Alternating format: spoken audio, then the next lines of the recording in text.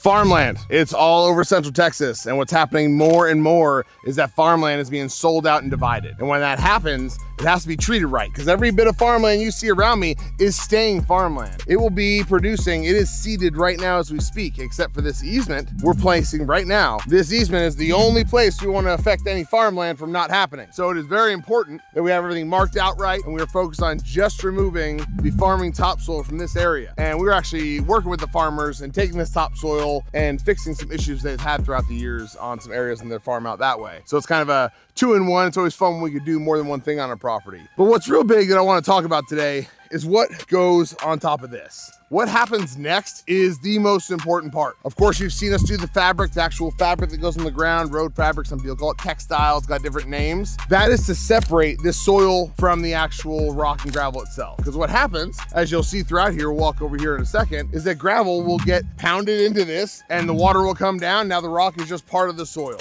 Now you just bought rock that you've installed in soil. So you have to use a lot of rock to get a real thick base in here that's gonna hold up properly, because this farmland is much softer and much different than your usual yards that are out there in Texas to be built on. A lot of hard, rocky ground. This is not that. This is farmland, maybe. So what we're doing on this property is that normally I would recommend road base, DOT, commercial grade, limestone.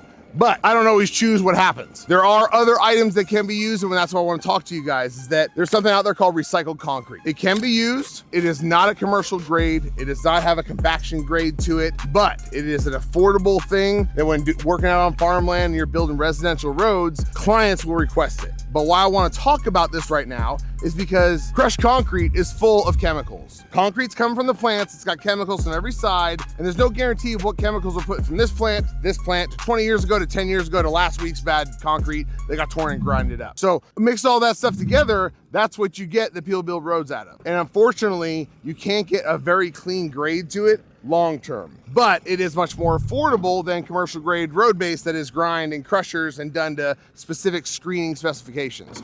So on this job today, we actually are bringing in recycled concrete. After I explained all this to the client, there's no farm animals that are here. There's no children that they have. They're worried about the chemicals being around. So it's not too much of a stress. The one little benefit that you could say to all of this chemicals inside is those chemicals make it where vegetation can't grow. So when you see driveways that are very weed free, sometimes that's just recycled concrete because all those chemicals are keeping that out of the ground. So it's a give and take with what you want to do. You get much better compaction, much more longevity, and a much better quality when you use commercial grade road base, limestone base. Decomposed granite, I would never recommend someone do on farmland. You're gonna lose so much of it into the ground. It's a waste of money. Please don't do that.